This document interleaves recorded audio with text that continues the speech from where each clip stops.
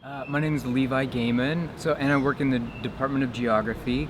I'm a co-convener of the conference, and we ended up titling it Indigenous Geographies and Caribbean Feminisms, Common Struggles Against Global Capitalism, for a wide variety of different reasons, but all of them political in nature.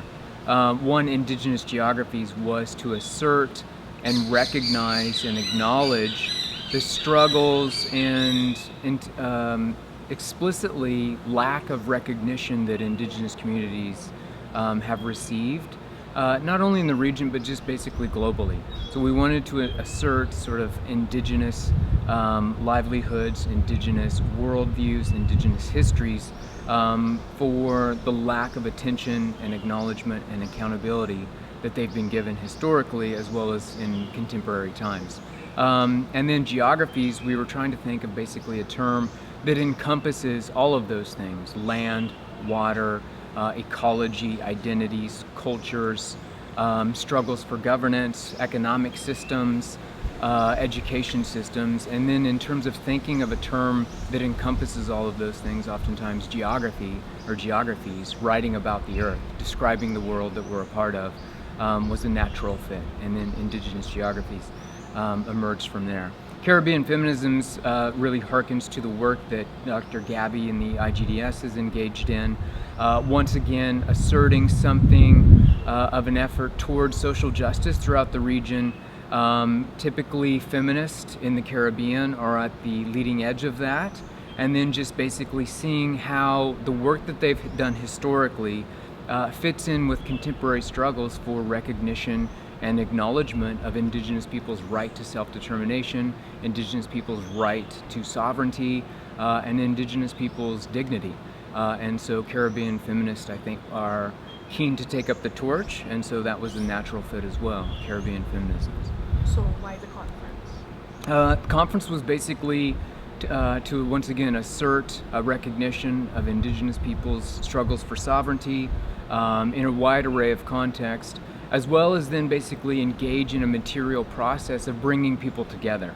So it was essentially about solidarity with Indigenous people, rather than sitting and writing a paper or going through the archives and engaging just with scholarly research, as we're wont to do as academics and sort of writing something and getting a publication.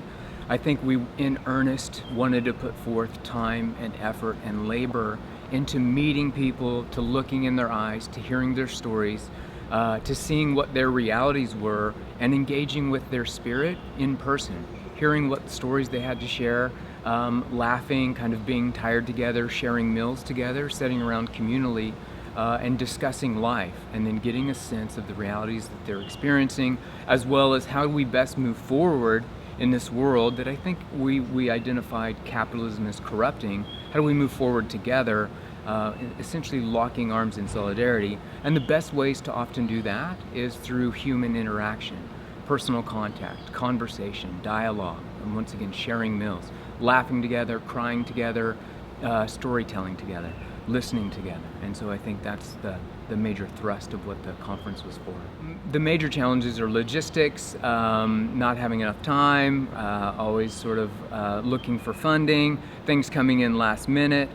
So no major problems in terms of people, but mainly just logistics in terms of organizing flights, flight delays, people falling and tripping. So there were some issues of accessibility on the campus. But other than that, other than capacity and funding, I don't think there were any problems. And then just basically, kind of the major problem is making sure that the labor behind the scenes goes recognized and acknowledged. And we would like to create scenarios where workers weren't exploited, but that I don't think was able to be controlled to the degree that we would like. And so the major problem, I think, is basically the amount of labor and time that we've required from other people who are unseen. But other than that, I think everything went smoothly in terms of the politics and spirit of it. It was quite beautiful. The overarching grand ideal is decolonization in quite a material sense, as well as efforts and advancements in social justice.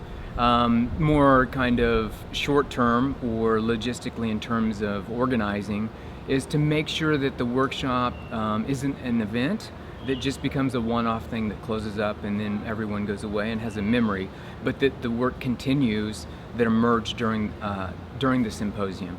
So that we continue those conversations, that we continue to organize, that we build networks, that we basically practice solidarity through, once again, human interaction via traveling, seeing each other, writing papers together, organizing together, planting together, harvesting together, petitioning the government together, picketing together. So it's just basically the end game is to get to know people, to reciprocally recognize their dignity, and then kind of mutually, for lack of a better way of putting it, enlarge each other's hearts, so that we create and so that we can co-create, I think, a better world. And that sounds naive and idealistic, but I think ideals are something to strive for. So shorter term goals is just basically to keep in contact and make sure it's a process and not an event, so that it keeps going. Longer term process is things like liberation, social justice, decolonization, and the assertion of human dignity across a plurality of different types of identities and cultures and geographies.